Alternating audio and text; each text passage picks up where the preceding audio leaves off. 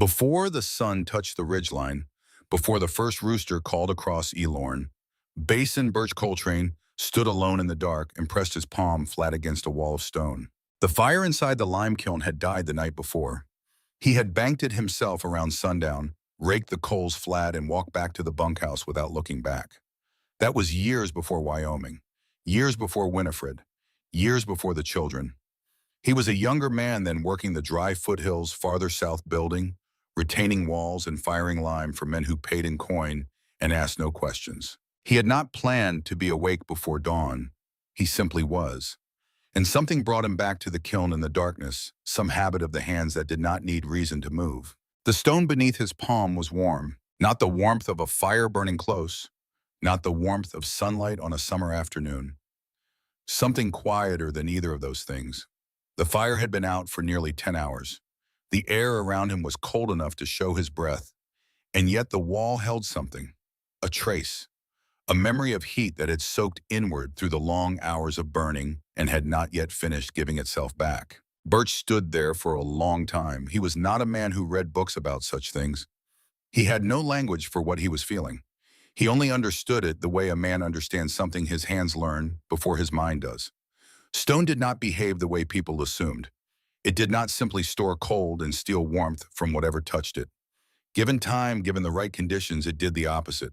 It received heat, slowly held it deep, and released it slowly again. Long after the fire was gone, long after most men had stopped expecting anything from it, he took his hand away, looked at his palm in the darkness, put it back against the stone. Still warm. From that morning forward, Birch Coltrane looked at every wall differently. He noticed things other workers did not notice. He noticed that the western face of a stone barn stayed warmer longer into the evening than its eastern face. He noticed that a thick-walled root cellar never froze even in weeks when the surface ground turned iron hard. He noticed that the boss on a property always chose to sleep against the stone foundation of a building rather than beside a wooden fence, even when the two were the same distance from the house. He never said much about any of it. The work was the work. You built what the man paid you to build. You moved on to the next job when it was done. But the knowledge stayed with him, patient and quiet, waiting for the moment it would be useful. That moment came in the winter of 1883, inside a cabin he had built himself with his own hands. Elorn Basin, Wyoming territory. The basin sat between two long ridges that funneled the north wind straight down the valley floor every time a front came through from Canada. Settlers who had wintered there before knew to expect it. Settlers who had not tended to find out the hard way. Birch had arrived the spring before with Winifred and the two children, Roscoe, who was 12, and Nettie, who was 9. He had used what money he had to buy a quarter section of decent grassland near Windahome Creek and had spent the summer building the cabin that most men in the basin would have recognized as adequate. Green-cut pine logs dovetailed at the corners, a good tight roof with enough pitch to shed snow, a cast-iron stove centered on the east wall. He had done it right by every standard he knew. He had done it the way men in that country built. January arrived and the cabin showed him what those standards were worth. The wind found the gaps between the boards on the coldest nights, slipping through in thin streams that cut across the floor at ankle height. Winifred spent hours on her knees pushing twisted rags and dried grass into every opening she could reach, working by lamplight while the children slept. A few days later, she would start over in different places because the cold always found another path. The house was not poorly built. It was built from the wrong material for what winter asked of it. Wood that had dried and contracted through the summer left hairline gaps the eye could barely see, and the cold could walk straight through. The stove worked without rest. Birch fed it through the night, waking every hour or two to add wood, listening for the particular sound the metal made when the fire was getting low. Even with the stove running hard, the warmth never distributed itself evenly. The center of the room close to the iron stayed bearable, but a wooden bucket set near the far wall often carried a thin skin of ice before dawn. Nettie slept in her coat most nights. Roscoe had learned to curl himself around the heat of his own body and not move until morning. Gravel understood the problem better than any of them. The dog, a thick-coated animal that ran mostly black with a gray muzzle, spent every night pressed against the side of the stove, sometimes so close that Birch could smell singed fur when he came down to add wood. The dog did not choose that spot because it was comfortable. It chose it because Everything else was worse. What stayed with Birch most was not the cold itself, it was Winifred. She did not complain. That was the thing he could not put down. She did not blame the cabin, or blame him, or make any sound at all that suggested she expected something different. She simply worked. She stuffed the gaps. She rationed the firewood. She got up before the children each morning to have the stove going before they came down so they would not feel the worst of it. She did all of this without a word of complaint, and somehow that silence cost him more than any accusation could have. One night near the end of January, their neighbor, Marvella Alcott, knocked at the door just before midnight. Marvella was a widow of 50 who lived on the next claim east, a capable woman who had survived 3 Wyoming winters already without help from anyone. Birch opened the door and she stood there with her coat pulled tight and her breath coming in short white bursts. Her stove had gone out, she had no more coals to restart it, and her woodpile was frozen solid to the ground. Birch gave her the last of the live coals from the bottom of the stove, shoveled into an old cast iron pot she carried. She thanked him and walked back through the dark. He closed the door and turned around. Winifred was sitting in her chair by the wall where she had been mending a shirt. She looked at him once and looked back down at her work. She did not say a word. The next morning, she rebuilt the fire from scratch using green wood that sat in the cold, and the sound it made, that wet, reluctant crackling of wood that did not want to burn, was a sound Birch heard in his head for a long time after. It was not an accusation. It was just a sound. But he knew what it meant. He had given away the last coals in the house, and his family had woken to a cold stove in January. He lay awake that night, listening to Roscoe and Nettie breathe. Winifred slept beside him without moving the way she slept when she was too tired to do anything else. And Birch stared at the ceiling and understood with a clarity that he had not felt before that the problem was not the amount of wood he was burning. It was the fact that everything he burned vanished. Every scrap of heat he put into that room left again before morning. The cabin was not a home. It was a box with a fire inside it, and the moment the fire weakened, the box became the outdoors. He thought about the lime kiln, the wall still warm before sunrise, the heat that had gone nowhere. He began to see what he needed to do. Spring came the way it always did in Wyoming, reluctantly, and then all at once. The snow pulled back from the south, facing the hillsides first, and left behind ground that was soft and dark, and smelled like the earth had been holding its breath for months. By mid-April, the creek was running fast with melt, and the first green was showing along the banks. While the other men in Elorn Basin made their plans around timber, Birch rode south along the creek on a gray morning with no particular destination in mind. He was not looking for a sawmill.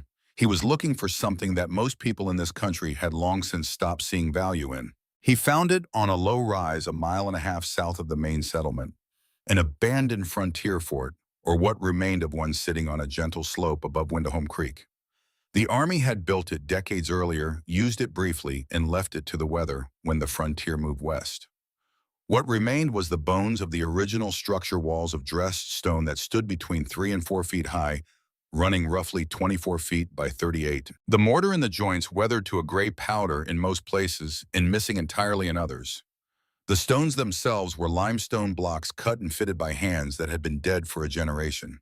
The walls had outlasted every building in the basin. Birch dismounted and walked the perimeters, slowly running his hand along the outer face. The stone was cold at this hour, and at this season cold the way all stone was cold in April. But it was solid. It had not moved. It had not rotted or warped or shifted in its foundation. It had simply stood there, absorbing season after season while the wooden buildings around it had come and gone. He was still standing at the southeast corner, looking at the way the morning light was beginning to touch the face of the south wall, when he became aware of someone nearby. An old man was working along the creek bank about 30 yards away, loading flat stones into a canvas sling one at a time. He was perhaps 70, lean and deliberate in the way that old men who have done physical work all their lives tend to be. Birch did not recognize him immediately but knew the type. A man who had worked stone. The way he lifted each piece, testing its weight and balance before he set it in the sling, gave him away. The old man noticed Birch at some point and straightened up and looked at him for a moment. He looked at the ruins. He looked back at Birch. Then he nodded once, a single slow movement that carried no particular greeting in it, and went back to loading stone. Birch did not know what to make of it. He was not sure the old man had meant anything at all. But the nod stayed with him, the way the warm wall had stayed with him years earlier before the sun came up. He bought the deed to the land the following morning, using the last of what he and Winifred had saved since coming to Wyoming. He did not consult her first. He rode home with the paper in his coat pocket and set it on the table in front of her when he came in the door. Winifred picked it up and read it carefully. The children were outside. Gravel was asleep near the cold stove. The house was quiet in the way houses are quiet when something important is happening in them. She set the paper down and looked at him. Her voice was steady and even. "All of it," she said. "All of it." She did not raise her voice, did not push back from the table, did not do any of the things that the moment might have called for. Instead, she looked at him for a long time with an expression that was not anger and not fear, but something that lived between the two. Then she asked a single question. "Are you certain?" Birch looked at his hands on the table. His knuckles were still cracked from the winter, just past the skin rough in the way it got when a man worked in cold and lime for months at a time. He thought about the kiln, about the wall before sunrise, about the way Gravel had spent all winter pressed against the iron stove because there was nowhere else in the house that held heat for longer than an hour. "Not certain," he said, "but more sure of this than anything else I know how to try." Winifred was quiet for a moment. Then she stood and began clearing the supper things from the table. That was how she said yes, not with words, with the decision to move forward into whatever came next. The work began the following week. While men all across a Lorne Basin were measuring timber and sharpening crosscut saws, Birch spent his mornings at the old fort clearing brush and pulling decades of accumulated debris from inside the walls. Sage had rooted between the stones in several places and had to come out roots and all. Ground squirrels had built runs under the northeast corner and the soil there had loosened. He worked methodically section by section, the way he had learned to work when he was young, and time was the one thing a job required most. Winifred carried water from the creek in wooden buckets, a quarter-mile each trip. Roscoe collected the smaller stones that could be used to fill gaps in the existing courses. Nettie gathered dried grass for the mortar mix, bundling it into armloads and stacking it near the south wall. Nobody said much. There was an understanding in the family that could not be reduced to words. They were all in this together, and none of them fully knew where it was going, and the only thing to do was keep working. Gravel wandered the perimeter in wide loops throughout the day. By the second week, Birch had noticed a pattern. The dog tended to settle in the afternoon in one particular spot pressed against the base of the south wall, where the sun spent the most time. He would lie there for an hour or two, eyes half closed, not sleeping, but resting in the particular way dogs rest when they have found exactly what they were looking for. Birch never called him away from that spot. He just watched. One afternoon, he called Roscoe over to where he was working near that same wall. The afternoon sun had been on the south face since mid-morning, and the stone was holding it visibly now warm to the touch in the way stone gets when it has been receiving heat for several hours. He took the boy's hand and pressed it flat against the surface. "What do you feel?" he said. "Warm," Roscoe said. Birch said nothing more. He just let the boy hold his hand there. After a moment, Roscoe pulled his hand back and looked at the wall, then at the sky, calculating. The sun had moved past the midpoint of its arc by then. It was heading toward the western ridgeline. "The sun's been going down," Roscoe said slowly, "but the wall is still warm." Birch picked up his trowel and went back to work. That was enough. From the following morning onward, Roscoe did not need to be told to collect stone. He came to the site each day and found his own work to do and did it without being asked, moving around the perimeter with a purpose that he had not quite shown before. The boy had understood something, and understanding it had changed the quality of his presence at the work. Not everyone in the Lorne Basin was watching with the same patience. It was sometime in the middle of August when 3 men stopped their horses on the road above the fort and looked down at Birch working in the heat of the afternoon. He heard them before he saw them, the creak of saddle leather and the sound of hooves on the dry ground settling into stillness. Prescott Dunn was the first one he recognized. Dunn was the most respected carpenter in the Basin, a compact and deliberate man in his early 50s who had been building in Wyoming for nearly 30 years. When a family wanted a cabin that would last, they came to Dunn. When they wanted to know if a plan was sound, they came to Dunn. He did not give compliments easily, and he did not change his opinions often, which was part of why those opinions carried weight. Beside him was Tatum Grout, who owned the largest sawmill in the county. Grout was a big man with a businessman's way of looking at things, which was to say, he looked at everything in terms of what it cost and what it was worth, and whether those two numbers made sense together. He had good timber, plenty of it, and he was used to men coming to him when they needed to build. The third man was Thurlow Joss, who served as foreman on one of the larger homestead operations north of the settlement. Joss was younger than the other two, quick to laugh, and possessed of the particular gift that some men have for saying the unkind thing in a way that sounds almost like a joke. Dunn spoke first. His voice was not unkind, but it was direct, the way a man speaks when he believes he is doing someone a favor. "Stone belongs under a house," he said, "not around it. Those walls will pull the warmth right out of any fire you build before it has a chance to do anything for you." Grout leaned forward in his saddle. He had spent his savings on a pile of rubble when there was good sound timber sitting at the yard. Winter did not care about a man's plans. Joss looked around at the low walls, at the cleared interior, at the general appearance of a project that from the outside looked like nothing so much as a man spending his best building months moving the same stones from one place to another. A grin came over his face. "Looks like a coal box," he said, "like a man built himself a place to keep ice through the summer." He looked at the other two. "Coltrane's coal box. That is what I am going to call it." There was a short laugh from somewhere among the three of them. Birch had stopped working when the men stopped their horses. He stood now in the cleared interior of the fort with the afternoon sun on his back and listened to all of it without speaking. He was not a man who felt the need to answer every statement that was directed at him. He had learned that most arguments, if you let them sit long enough, answered themselves. He walked to the south wall and laid his palm flat against it. The stone was warm under his hand, carrying the afternoon heat the way it always did at this hour. He looked up at the three men on the road. "This wall keeps yesterday alive," he said. "Nothing more than that." He held their eyes for a moment, then turned and picked up his trowel and went back to work. The three men stayed a little longer. None of them said anything further. Eventually they rode on. Birch did not watch them go. He was thinking about the mortar joint in the northeast corner that still needed work before the day was done. There was a fourth man on that road, though not part of the group. Deputy Ransom Varnell had been riding back toward town from the direction of the old postal road and had slowed his horse without stopping when he saw the three men gathered above the fort. He was close enough to hear most of what passed between them. Varnell was the kind of man whose opinion shaped the opinion of others without ever quite announcing itself as an opinion. He did not laugh when Joss coined the name. He did not nod in agreement when Dunn laid out his objections. He simply took in what he saw and what he heard and rode on, and the expression on his face was the same at the end as it had been at the beginning. Birch did not notice him, but Ransom Varnell noticed it everything. The name spread through the basin faster than Birch had expected. By early September, most people who passed through the general store had heard some version of the story. Each time Joss told it, the details shifted a little. The walls were lower. The project was already failing. There was a version in which Birch planned to spend the winter underground like a badger.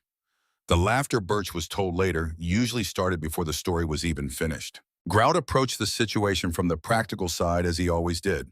He calculated out loud at the store counter what good lumber would have cost for a proper cabin on that parcel of ground, and what it would cost to do it right once this experiment with old stone concluded the way everyone expected it to conclude. Dunn said less than either of them. He did not need to say much. A slow shake of the head from the most experienced builder in the basin communicated more than a speech, and people listened to Prescott Dunn. They always had. The pressure found its way home. One afternoon, Winifred returned from the trading post with flour and a length of cotton cloth, in the particular quietness that meant she had heard something she was not going to repeat. She put the supplies away. She started supper. She did not bring it up, and neither did Birch. Later that evening, after the children were in bed, she sat beside him near the stove with a piece of mending in her lap. She did not look up from her work when she spoke. "They made a wager," she said. "Joss and Grout, if the project fails before Christmas, you have to buy lumber from Tatum at whatever price he names." Birch looked at the fire. He had heard something similar from a man who had come by the site that afternoon, though he had not mentioned it to her. "We knew that," he said. Winifred set down the mending. For a moment, she looked at him directly, and her face had the quality of something that had been patient for a long time and was now asking a genuine question. "If you are wrong," she said quietly, "what happens to us?" The question sat between them in the warm room. Outside, the wind had picked up along the creek and was pushing against the cabin walls in the irregular way it did in September, finding the low spots, testing the boards. Birch listened to it for a moment. He thought about the lime kiln, about the wall before sunrise, about the way gravel had spent the worst nights of last winter pressed against iron because wood held nothing. Then winter will tell us before spring, he said. That is all I know how to say. It was not a reassurance. He knew it was not, and so did she. But it was honest, and between them, dear, when honest had always been worth more than comfortable. Winifred picked up her mending again. The fire cracked once and settled, and the house went quiet around them in the particular way that Wyoming houses go quiet in the fall, when the first cold nights have arrived and the long season everyone has been preparing for is no longer something in the future. The rain came without warning on a Tuesday night in late September. No thunder announced it. No wind pushed ahead of it. The clouds had been building since afternoon in a low gray mass that most men in the basin recognized as the kind of weather that did not make noise, only damage. By the time Birch banked the stove and carried the lamp upstairs, the first drops were already ticking against the roof. He woke before dawn to the sound of something that was not rain. It was silence. The particular silence that follows a long night of water when the ground has taken all it can hold and everything that was going to move has already moved. He dressed in the dark and went out before the children were awake. The northeast corner of the fort told him everything as soon as he reached the rise. A section of the lowest course had shifted outward, pushed by the water that had gathered against the base of the wall, where the ground sloped slightly inward. The fresh mortar he had laid 10 days ago had not yet fully cured, and the rain had found that weakness the way rain always finds whatever a builder is not yet ready to defend. 3 stones had moved. The joint above them had opened. A narrow crack ran upward through the newly repaired section like a signature. Birch crouched at the corner and looked at it for a long time without touching anything. Gravel came up beside him and lowered his nose to the wet ground near the base of the wall. The dog sniffed along the damaged section for a moment, then turned and walked to a different spot 20 feet away and laid down there instead. He did not look back at the corner. That was enough. Birch was still crouching at the damaged section when he heard a horse on the road above. Thurlow Joss pulled up and looked down at the fort with the particular expression of a man who has arrived at exactly the right moment to see exactly what he was hoping to see. He did not say anything for a moment. He just looked. Then he touched his hat brim and rode on toward town. By evening, Birch knew what the story would sound like at the general store. He had heard enough versions of other men's misfortunes travel through a Lorne Basin to know how the sequence went. The truth would leave first. The embellishments would catch up before supper. He was still at the damaged corner when Prescott Dunn arrived the following morning. Dunn came alone and on foot, which meant he had walked from wherever he had tied his horse, which meant he had come to look and not to be seen looking.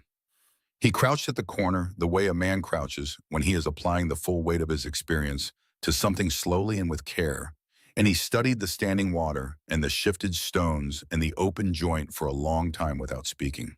When he stood, his voice was measured and without pleasure. Water will do what cold finishes, he said. You can put those stones back, but if the drainage does not change, the first hard freeze will open it again from the inside. He was not wrong. Birch knew he was not wrong before the last word was out. That was the part that made it difficult to hear. Not the tone, which was not unkind. The accuracy. He did not argue. He did not explain himself. He looked at the damaged section, and then he began taking the stones out one at a time. Roscoe had followed him down to the site that morning and stood watching as his father dismantled what had taken weeks to build. The boy's face was careful in the way faces are careful when they are trying not to show what they are thinking. Are we going back to the old cabin? Roscoe said at last. Birch did not look up from the stone he was lifting. Not if I learn fast enough. It was not a reassurance. It was an accounting. A man telling a boy the exact terms of the situation. Roscoe was quiet for a moment, and then he picked up one of the stones that had fallen and carried it to the growing pile his father had started. He did not ask any more questions. The repair took the better part of a week, but it was not really a repair. Birch understood the distinction clearly. A repair would have been putting back what had failed. What he was doing was correcting the thinking that had allowed the failure to happen in the first place. He dug a new trench along the entire north face, deeper and wider than the original, and filled the bottom with crushed shale that would carry water away from the foundation rather than letting it collect. He adjusted the slope of the ground along the base of the wall with packed soil and stone, creating a fall of several inches over a distance of 4 feet. Then he changed the mortar. The exterior layer got more lime, which meant it would cure harder and shed water rather than absorbing it. The interior layer stayed softer and slightly more flexible so that it could move a small amount with the stone through the cycles of heating and cooling without cracking open.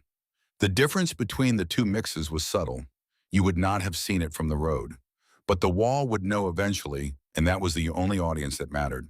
Winifred watched him rebuilding the corner one evening after the children were already heading toward the house for supper. She had been carrying the last bucket of water up from the creek, and she set it down and looked at the work for a while. "Why not just fill in what washed out?" she said. Birch was pressing the new exterior mortar into a joint between two of the reset stones. He felt the mixture resist and then yield against the pressure of his thumb. "Because if the wall holds water, frost will split it from inside," he said. What washed out was the symptom, the slope was the problem. Winifred looked at the trench, at the new grade of the ground, at the subtle pitch that now directed water away from the base of the wall. She had an eye for work. She always had. She did not say anything more, but she picked up the water bucket and went to the house, and something in the way she carried it was different from how she had been carrying things lately. It was 4 days after the corner was finished that Cornelius Braddock appeared at the site. Birch had seen the man once before briefly at the creek on the day he first found the fort. He had not known his name then, and still did not know it when the old man came walking up the rise one afternoon and stopped near the southeast corner and looked at the work without saying anything. He was perhaps 70, with the deliberate economy of movement that belongs to men who have spent a lifetime doing work that punished wastefulness. His hands were the kind of hands that told you everything before he opened his mouth. Big-knuckled, scarred across the backs. The right thumb crooked slightly where it had healed wrong from some old break. He stood at the base of the south wall and ran one of those hands along the outer face, applying a small testing pressure to several of the stones in sequence. Not the pressure of a man checking for something he expected to find wrong. The pressure of a man recognizing something he had done himself. Birch watched him and said nothing. After a while, the old man sat down on a section of low wall near the southeast corner and looked at the interior of the fort and at the repaired northeast corner and at the fresh grade of the ground along the base of the north face. "I saw you the first time you came out here," Braddock said at last. His voice was the voice of a man who had not spoken to many people recently. Measured and a little rough at the edges. "I know," Birch said. The old man nodded. He took a leather satchel off his shoulder and set it on the wall beside him, but did not open it yet. "I built something like this once," he said. "Ohio, 1851. He said it the way a man says a year, when what he really means is a story attached to that year, and Birch understood that the story was coming and that he should let it come at its own pace. Braddock had been a stonemason in his younger years, working the limestone country of eastern Ohio, where the rock ran close to the surface, and good stone could be had for the work of quarrying it. He had built a house for his own family using the same principles Birch was working toward. Now thick walls, a heavy earthen roof, a hearth built directly into the north wall so that the stone would absorb the heat rather than send it up the chimney. The house had worked. Through 2 consecutive winters that had killed livestock across 3 counties, the family inside those walls had burned less than half the wood their neighbors burned and had stayed warmer doing it. By the second winter, people had started to notice. They came to look at the house. They asked questions.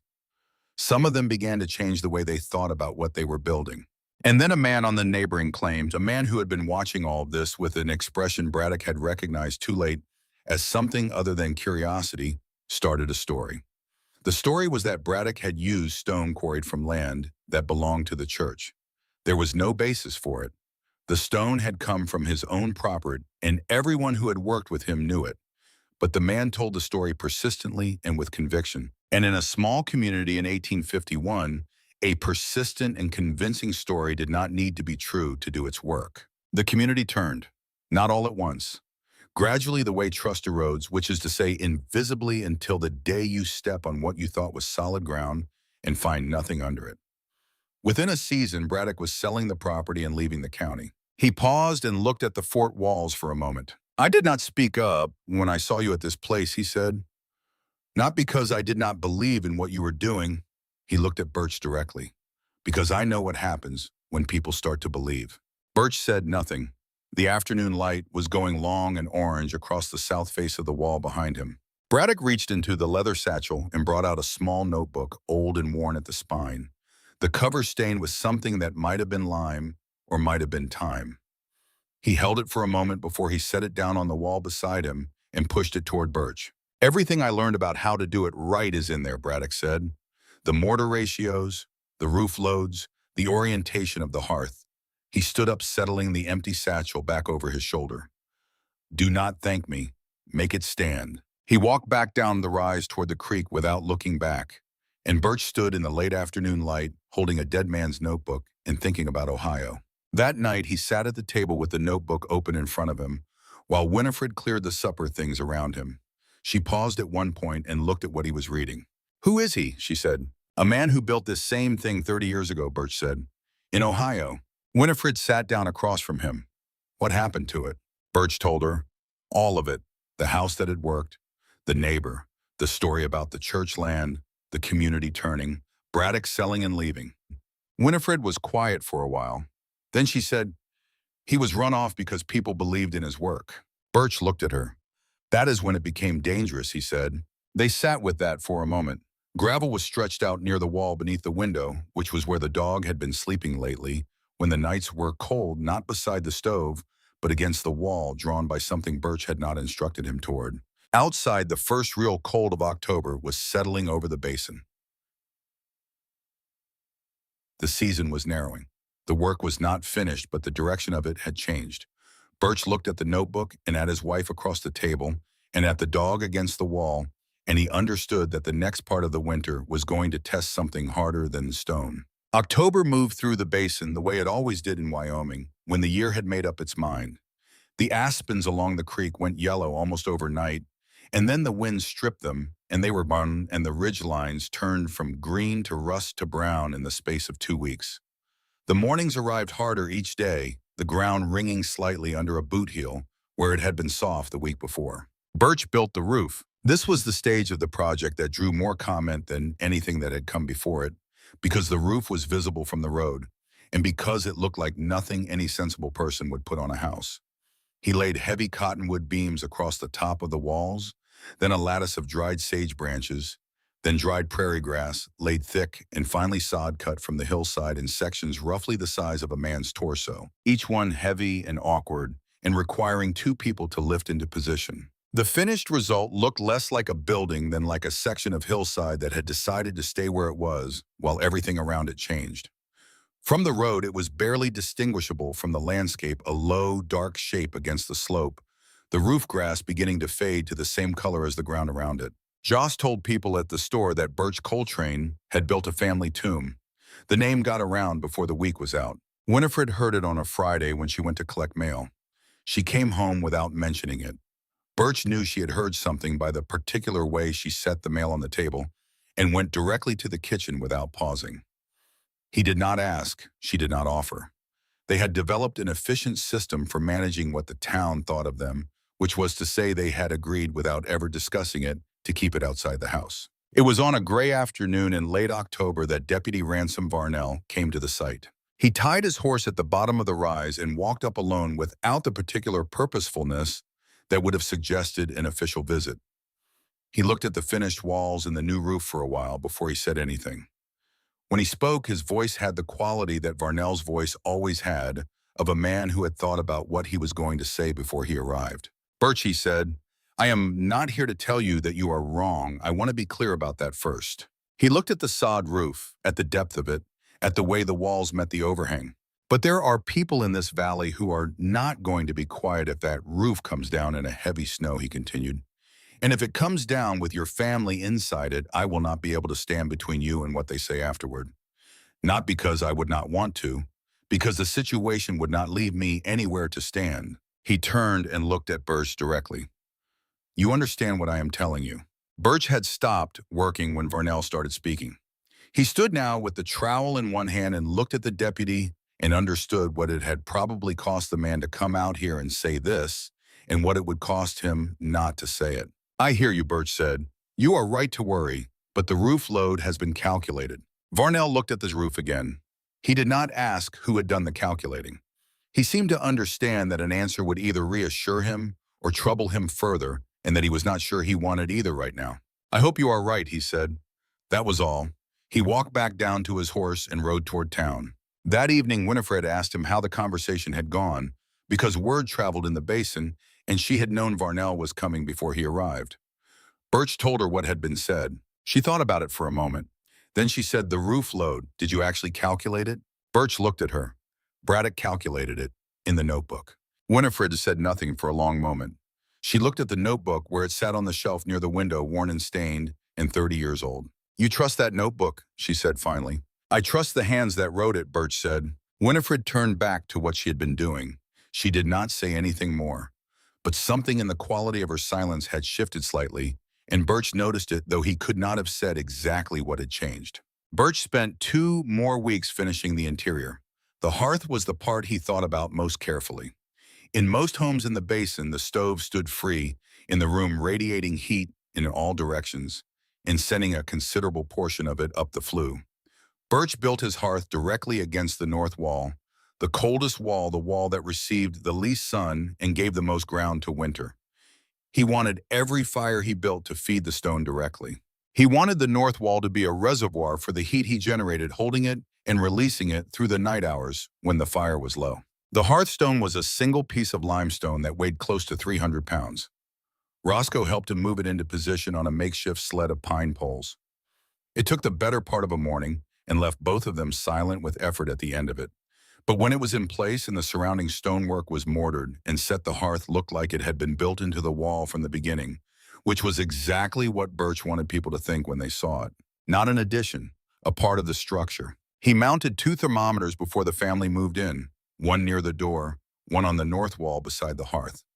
A small notebook went onto the shelf above the second thermometer, and each evening after the children were in bed, he made his entries.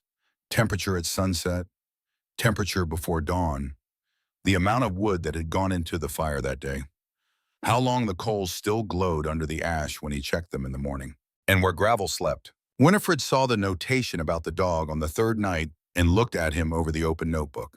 You are keeping records of the dog now. Birch set the pen down.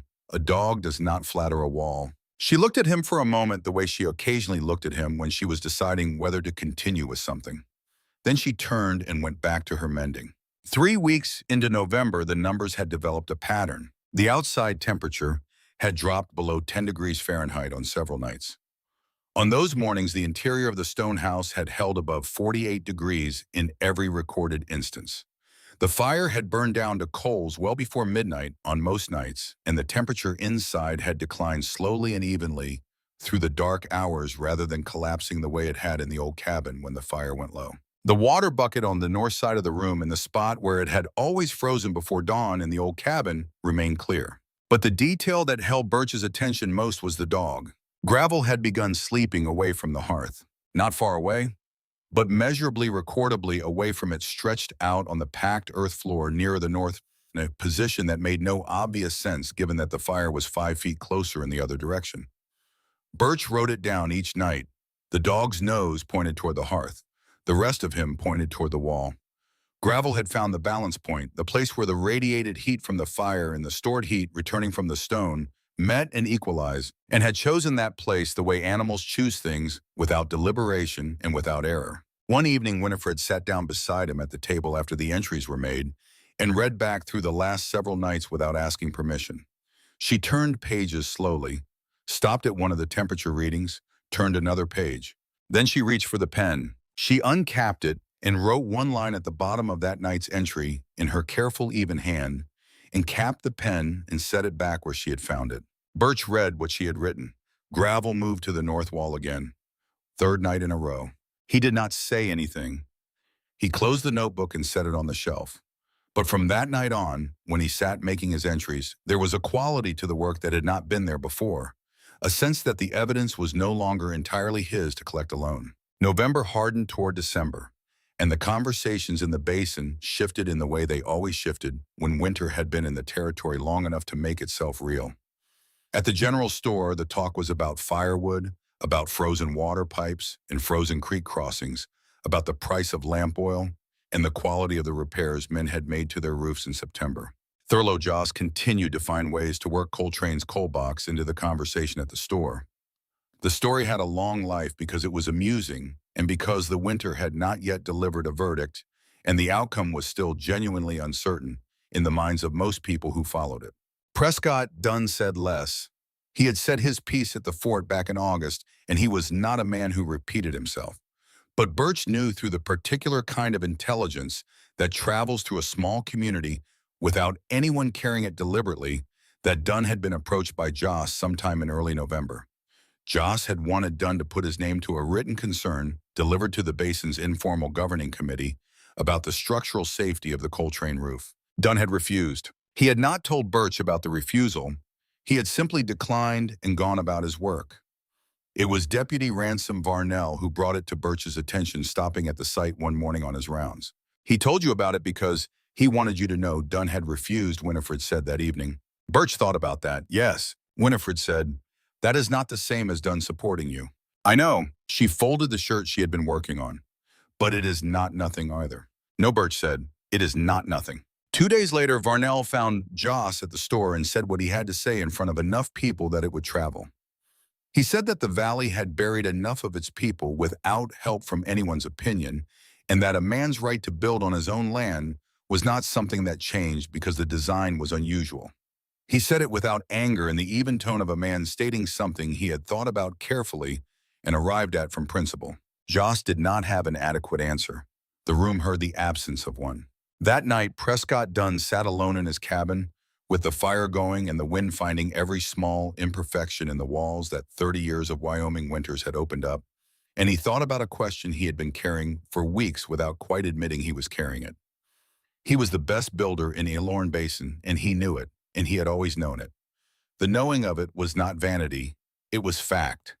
And the question that was troubling him now, working at the edges of his certainty, the way cold worked at the edges of a joint, was the question of what it meant if a man who had never built a cabin in his life had found something that 3 decades of careful woodworking had never looked for. He did not sleep well. December arrived the way Decembers arrived in Wyoming, not as a date on the calendar, but as a physical event. The temperature fell sharply in the last week of the month, and the sky turned a pale iron color that men in the basin recognized as the precursor to something serious. Animals knew it before people did, as they always do. The cattle bunched in the low ground and stood with their backs to the north. Dogs that had been sleeping outside moved to the sheltered side of buildings. The creek slowed and then stilled along its edges. On the last day of the month, the Arctic front that had been building over the Canadian plains for a week crossed into Wyoming.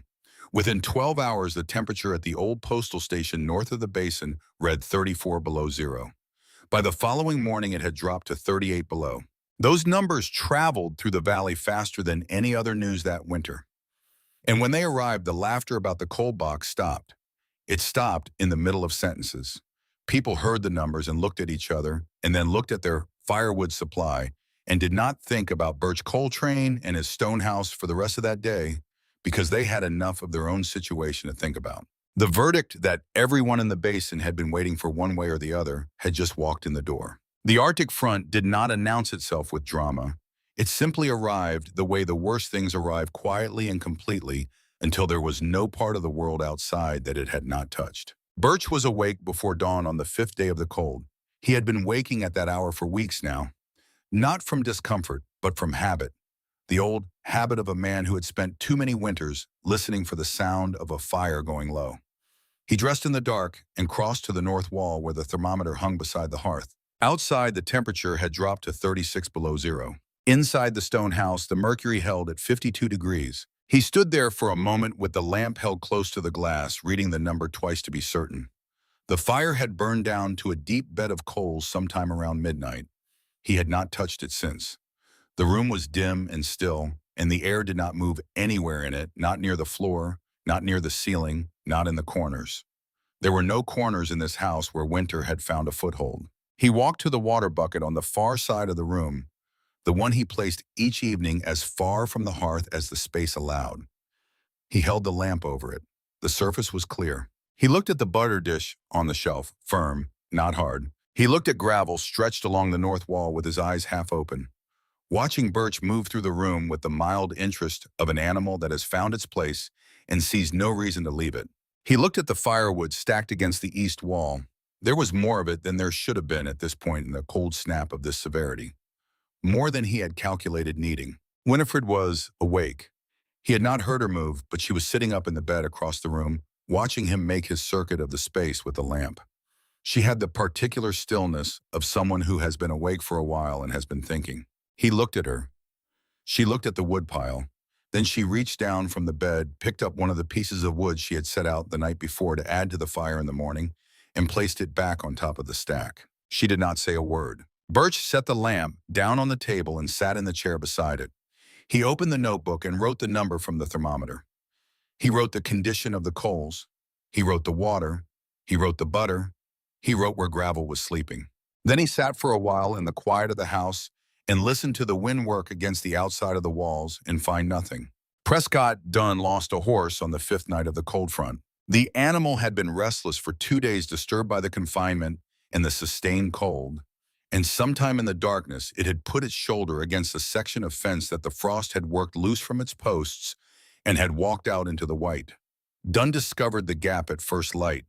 He stood at the broken fence and looked at the tracks already blurring in the wind-driven snow and made the decision that a man makes when an animal is worth more than his own comfort, which is to say he saddled up and went after it. The cold at that hour was not the kind of cold that announces itself gradually. It arrived at every exposed piece of skin simultaneously and with conviction. Dunn knew how to move in it. He kept his face down and his hands inside his coat as much as he could, and he followed the trail south along the creek bank where the horse had gone looking for the shelter of the cottonwoods. The trail curved away from the creek after a quarter mile and climbed toward the low rise above Windahome. The wind was coming straight from the north, and it hit him full in the face when he turned that direction, and he dropped his head and pushed into it and kept moving because stopping was not a useful option. He had not been thinking about where he was going. He had been thinking about the horse. So when his boot came down on uncertain ground and he threw his hand out to catch himself, he was not prepared for what his hand found. He was against the south wall of Birch Coltrane's stone house. He had come up the rise without realizing it, following the horse's trail that had angled toward the structure, perhaps drawn to it by the same instinct that drew animals to shelter. His bare hand was pressed flat against the stone. Dunn did not move. At 36 below zero, the things that cold does to exposed skin happen quickly and without mercy. He knew what he should be feeling. He had felt it before on other bad mornings, on other winters, when he had been careless for half a minute. The stone should have been conducting the cold directly into his palm, pulling the heat out of his hand with the efficiency of a material that had been sitting in that temperature for 5 days. That was not what was happening. The wall was not warm. He was clear-eyed enough to know that it was not warm in any ordinary sense. But the savage draw he expected, the immediate deep ache of heat leaving flesh against frozen stone, was not there. Something remained in the rock. Some reserve that 5 days at the bottom of a Wyoming winter had not been able to exhaust. The wall was giving something back. Not much, but enough to tell him that it had been receiving something for a long time, from a source that had been quiet for hours. Dunn stood at the south wall of that house for almost a full minute in the middle of a 36 below zero morning and did not move. 30 years of building in this country reorganized themselves inside him. Not loudly, not all at once, but with the quiet inevitability of something that cannot be stopped once it has started. He was not a man who came to conclusions carelessly. He was not a man who changed his mind because someone had argued him into it. But he was, underneath everything else, a man who trusted what his hands told him. It was the foundation of everything he had ever built. His hand was telling him something he had spent months refusing to hear. He walked to the door and knocked. When Birch opened it, Dunn noticed immediately what was not there. There was no rush of overheated air, no wave of stove-fed warmth pouring out past him, the way it poured out of every other building he had entered in the past 5 days. That desperate blast that told you the fire inside was working at its absolute limit just to keep the occupants from suffering. The air that came through the door was simply steady, unhurried, the same from floor to ceiling. He stepped inside. Roscoe was on the floor near the table working something with his hands, a piece of leather he appeared to be mending. Nettie was asleep under a wool blanket on the sleeping shelf, Her face relaxed and without the tight economy of expression that children get when they are enduring cold. Winifred was at the table with bread and a knife, her movements easy, her sleeves not pulled down over her hands. Gravel lifted his head from the north wall and looked at Dunn with calm yellow eyes and put his head back down. Dunn's eyes moved to the water bucket on the far side of the room, clear surface, then to the wood pile. He looked at it for a long moment, calculating the way a man calculates who has been feeding fires for a week and knows exactly what this kind of cold should have consumed. How much wood, he said. Birch said nothing. He took the notebook from the shelf and held it out. Dunn took it and read. He read slowly, going back to reread entries, moving through the temperature records and the fuel records with the thoroughness of a man who is not looking to confirm what he believes but is genuinely trying to understand what the numbers mean. He stopped at one entry and read it twice. It was in a different hand than the others, smaller and more even. He looked up at Winifred, who had not stopped working while he read. She did not look back at him. He turned another page, and another. When he finally lowered the notebook, his face had the quality that faces have when an argument has ended without anyone winning it, which is the only way the important arguments ever end. I was wrong, he said. He was not speaking to Birch particularly. He was speaking to the room, to the steady air of it, to the dog against the wall and the clear water and the wood pile that should not have been that full. Birch said stone does not work against a fire. It works on a different schedule. Dunn set the notebook on the table. He looked at Roscoe, who had stopped pretending to work on the leather and was watching all of this with the open attention of a boy who knows he is seeing something he will not forget. He looked at the boy for a moment. Do you know why the dog sleeps there instead of beside the fire, Dunn said. Roscoe did not look at his father. He looked at Dunn directly, and there was nothing tentative in his voice. Because the wall gives back what the fire gave it, the boy said. The dog found the place where both of them meet. Dunn looked at the boy for a long moment. Then he looked at Birch, and something in the look acknowledged what it meant to have raised a child who understood what most grown men in this valley did not. I want to bring my own thermometer tomorrow, Dunn said. I need to see the numbers myself. Birch said, I have already measured, but you should measure again. A man needs to see a thing himself. Dunn stayed another 10 minutes asking questions that were not challenges, but genuine inquiries. The questions of a craftsman trying to understand a technique he had not encountered before. Birch answered each one without elaboration, giving him only what the question required.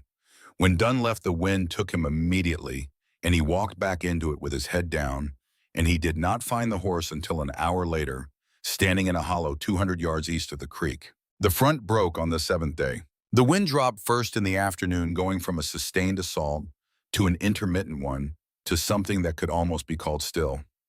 The temperature began to rise slowly and without drama, the way it always rose after these fronts, as if the cold were reconsidering its position. By the following morning, the worst of it had moved east, and what remained was simply winter, ordinary Wyoming winter, which was cold enough but felt almost gentle after what had come before.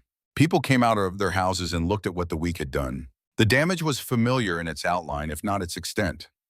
Fence lines that needed resetting, roof sections that had moved under the snow load, water systems that had frozen in places they had not frozen before. One of the smaller homesteads north of the settlement had lost 2 cattle to the cold animals that had simply run out of the resources to keep going. Everyone had a story. That was how it always worked after a hard stretch. The stories came out at the store and along the road, and wherever 2 or 3 people stopped their horses long enough to talk. Who had burned how much wood? Who had gotten through it and who had not? Who had been prepared and who had discovered, as people discover every winter in this country, that what had been adequate in previous years was not adequate for this one. Dunn came back to the stone house the morning after the front broke, as he had said he would, with his own thermometer in his coat pocket. He measured the interior temperature at 3 points in the room and wrote the numbers in his own notebook. He measured again before he left. He did not comment on what the numbers said, but he wrote them down with the care of a man who intends to keep what he has written. 2 days later, at the general store, Thurlow Joss was the first to speak. He had positioned himself near the stove, the way he always did, and he had waited for the right moment, and when several of the men who had been part of the original conversation in August were present together, he made his move. Well, Joss said with the grin that had not changed since the summer. Looks like the cold box did not freeze solid after all. There were a few sounds from around the room. Not quite laughter, more the reflexive social acknowledgement that a familiar joke had been delivered. The moment had its own momentum, and it seemed to be heading in the direction that most such moments had headed over the past several months. Then Prescott Dunn walked in. He had been outside tying his horse, which was why he had not been there from the start. He came through the door with snow on his coat and looked around the room and read the situation in the way that men who pay attention read situations. He walked to the counter and set down the things he had come to buy, and then he turned around. He did not raise his voice. He did not perform anything. He spoke in the same measured tone he used when he was telling a client something they needed to hear. Anyone who is planning to build on the north end of the valley next season should go out to Birch Coltrane's place before they put in their lumber order, he said. The room went quiet in the particular way that rooms go quiet when the person who speaks has the kind of authority that does not need volume to make itself felt. Tatum Grout, who was standing near the counter, said, "You are telling us that stone beats pine." Dunn looked at Grout for a moment. Then he looked out the window at the valley, still covered in the aftermath of the worst cold snap in recent memory, at the fence lines down, and the drifts piled against every structure that stood in the path of the north wind. "I am telling you that the cold does not care what I used to believe," he said. Nobody laughed after that. The room held the statement the way a room holds something that has changed its center of gravity. Men exchanged looks that were not the looks of amusement or dismissal, but the looks of people recalculating something they had assumed was settled. Joss said nothing more. Grout folded his arms and looked at the floor. The moment moved on, as moments do, into the next conversation, but it moved differently than it would have moved an hour earlier. Ransom Varnell had come in just behind Dunn and had heard the exchange from the doorway. He did not add to it. He walked to the counter and did his business and left. But on his way out, he passed close enough to Joss to make eye contact briefly, and the look he gave was the look of a man who considers a matter closed. Birch was not in the room. He did not know any of this had happened until Marvella Alcott came by the house 4 days later on the pretext of returning a tool she had borrowed in the fall. She sat at the table with Winifred and told them what had been said in the order it had been said, while Birch listened from where he was working near the hearth. When she finished, Winifred poured more coffee without comment. Birch set down his work and looked at the north wall for a moment. He thought about Braddock, about Ohio and the community that had turned, and the 30 years that had passed between that turning and a cold morning at the creek when an old man had handed over a worn notebook and asked for nothing in return. He was glad that Braddock had not been in the store that day to hear what was said.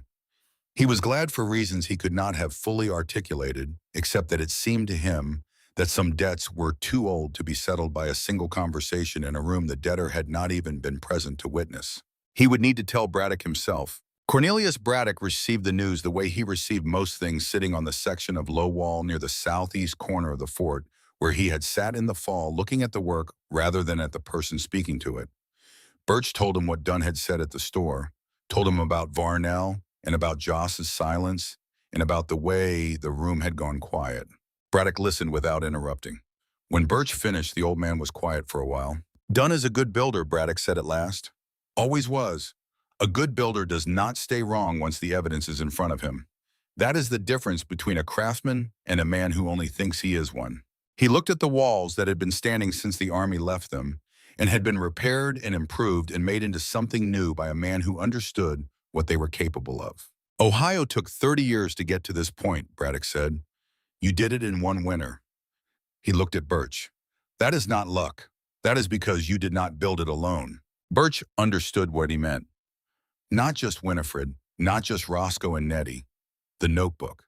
The work of a man who had learned the same lessons in a different valley, in a different decade, and had written them down and waited for the right moment to pass them on. Spring came to Lorne Basin the way it always came from the south-facing slopes. First, the snow pulling back in uneven lines to reveal ground that was dark and wet and full of the compressed energy of everything that had been waiting under the cold. The creek ran fast and loud for 2 weeks and then settled back into its ordinary voice. The first green appeared along the banks in the last week of March. People rebuilt what winter had damaged and began planning what they would build next. The conversations at the store changed in the gradual way that conversations change in small communities when a piece of information has been absorbed without anyone formally acknowledging the absorption. Men who had spent the winter burning twice the wood they expected to burn began asking questions.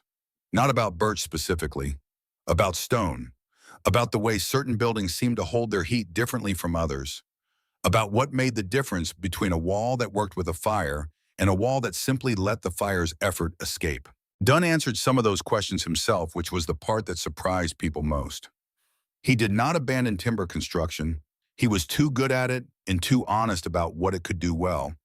But he began talking to clients about how stone and wood could work together, about the parts of a structure where each material earned its place, about the difference between building something that performed